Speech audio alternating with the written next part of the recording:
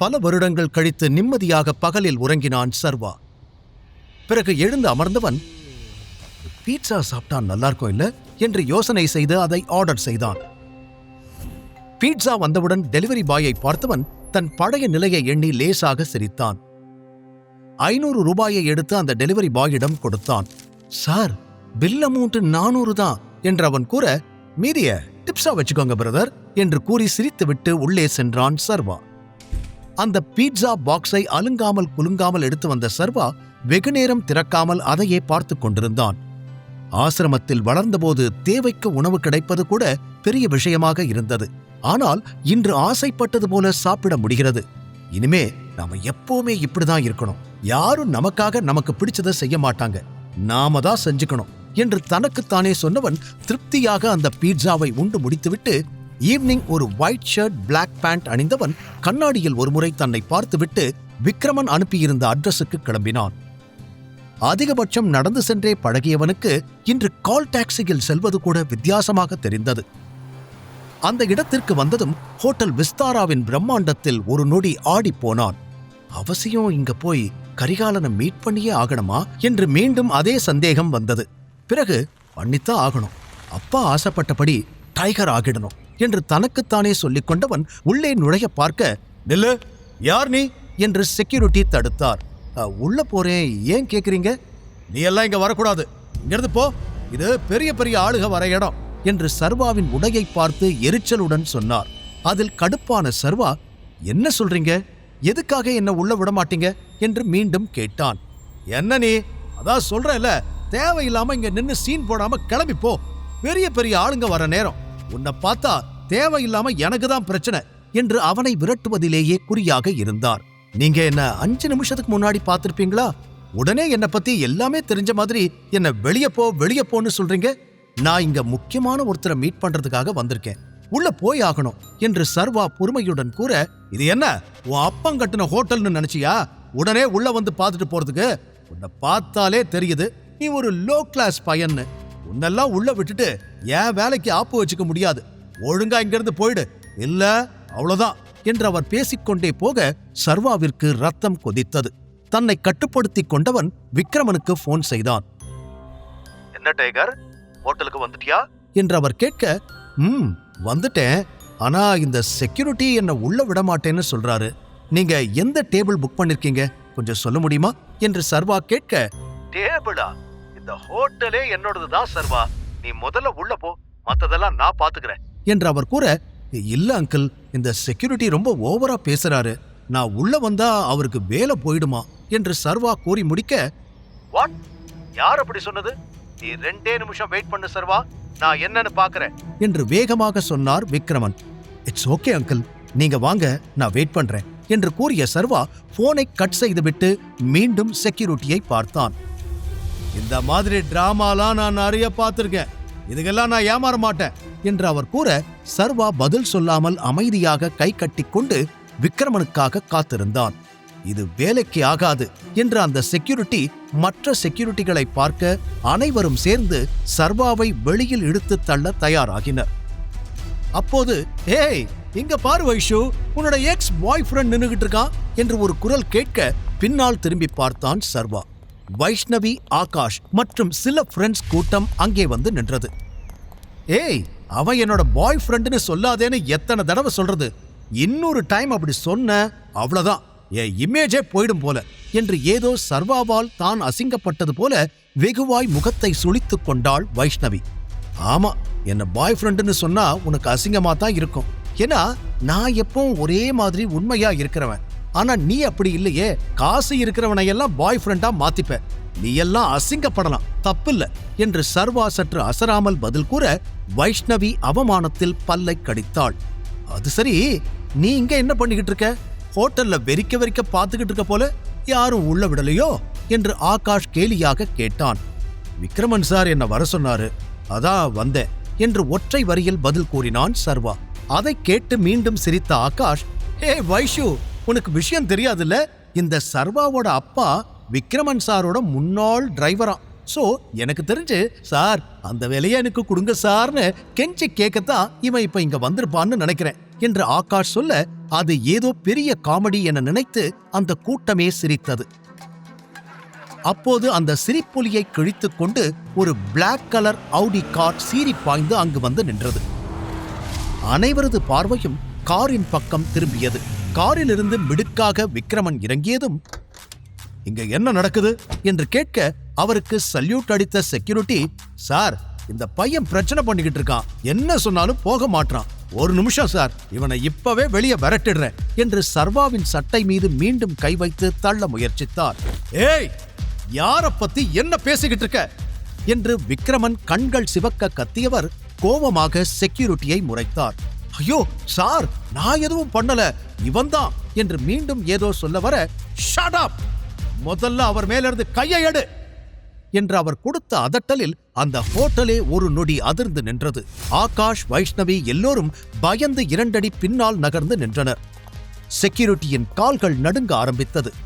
முதல்ல யாரு என்னன்னு தெரிஞ்சுக்கிட்டு மரியாதையா பேசு, அவர் என்னோட கெஸ்ட், இப்படித்தான் அவரை ட்ரீட் பண்ணுவியா? இதுக்கு மேல ஒரு நிமிஷம் கூட நீ இங்க வேலை பார்க்க கூடாது, அவுட், போ வெளியே, என் கண்ணு முன்னாடி வந்த உன்னை கொன்னுடுவேன் என்று விக்ரமன் கோபமாக கத்த அனைவரும் நடப்பதை நம்ப முடியாத அதிர்ச்சியோடு பார்த்தனர். வேகமாக ஓடி வந்த மேனேஜர், சாரி சார், நான் பாத்துக்கிறேன் என்று விக்ரமனிடம் பணிவாகச் சொன்னவர், welcome to a hotel sir, please come என்று சர்வாவை மரியாதையுடன் இன்வைட் செய்தார்.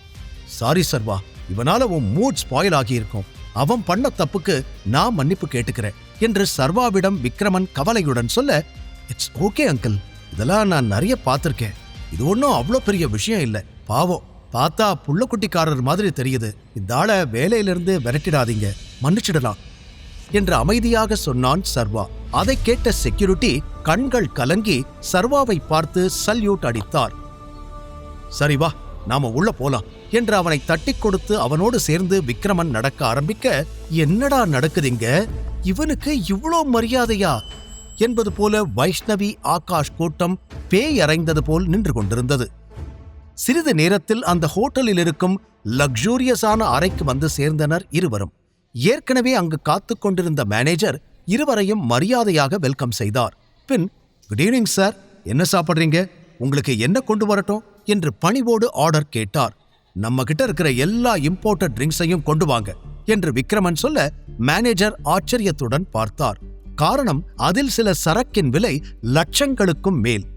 எஸ், இன்னைக்கு என்னோட ரொம்ப ஸ்பெஷலான கெஸ்ட் இங்க வந்திருக்காங்க, அதனால எல்லாமே கொண்டு வாங்க, எல்லாமே இங்க இருக்கணும் என்று மீண்டும் விக்ரமன் அழுத்தி கூற, ஓகே சார், 5 மினிட்ஸ் என்று வேகமாக அந்த மேனேஜர் அங்கிருந்து சென்றார்.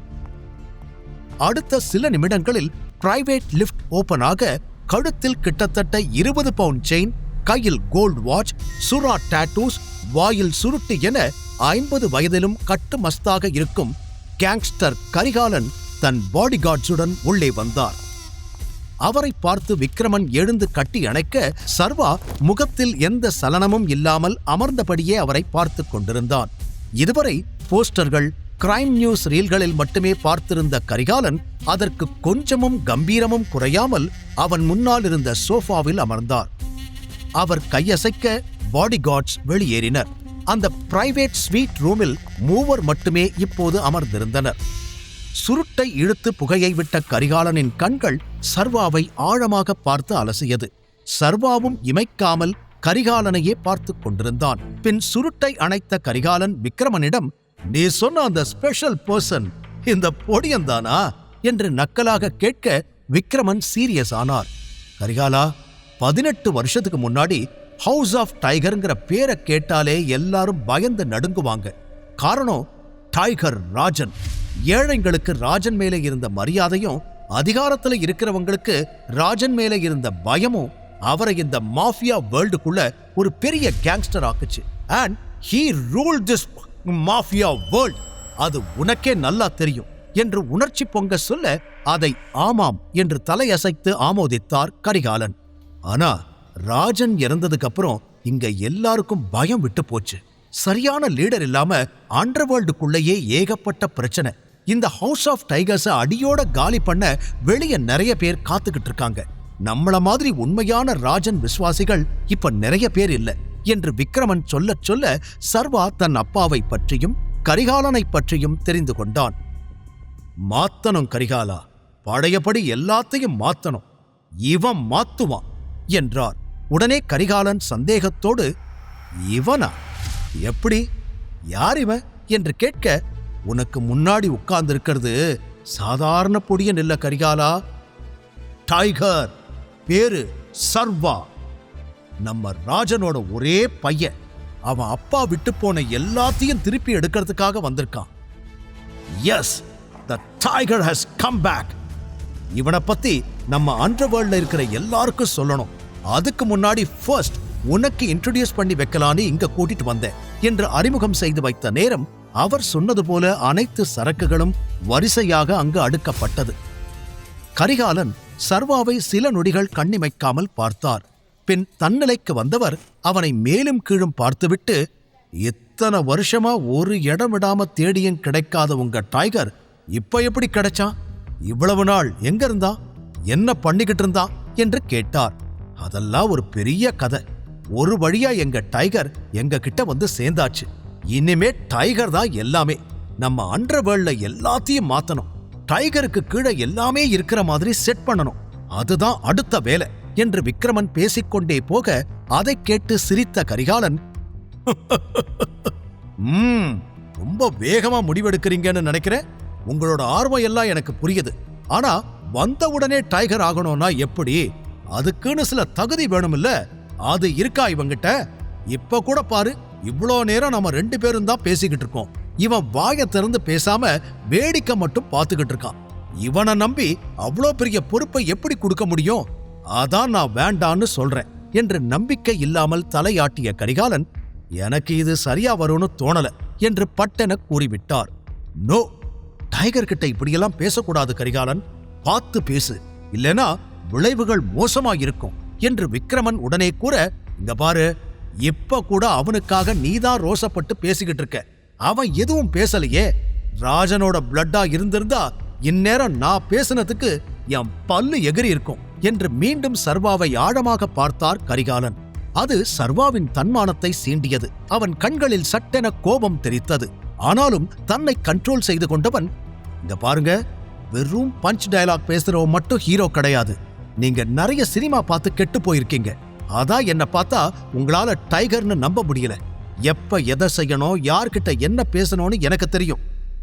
நான் தான் டைகர்.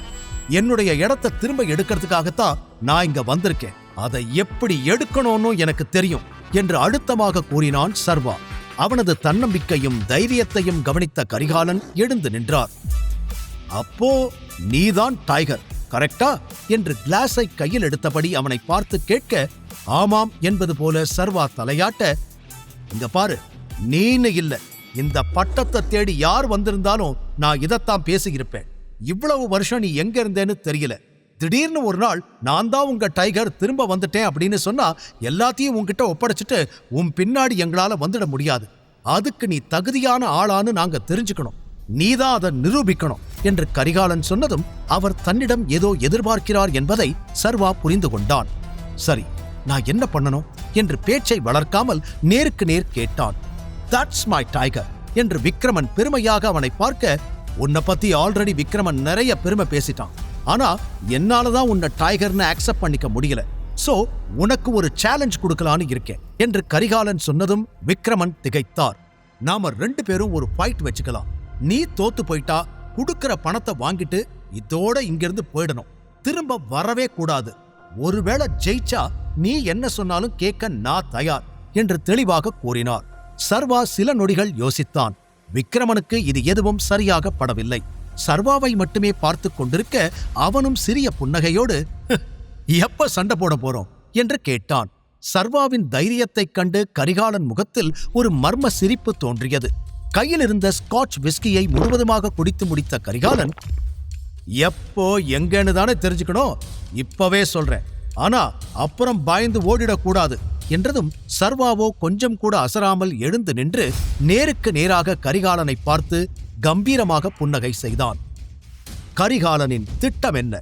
சர்வாவால் கரிகாலனை வீழ்த்த முடியுமா? தான் ராஜனின் பையன்தான் என நிரூபிப்பானா? தொடர்ந்து கேளுங்கள். Tiger returns only on Pocket FM. Link டிஸ்கிரிப்ஷனில் கொடுக்கப்பட்டுள்ளது.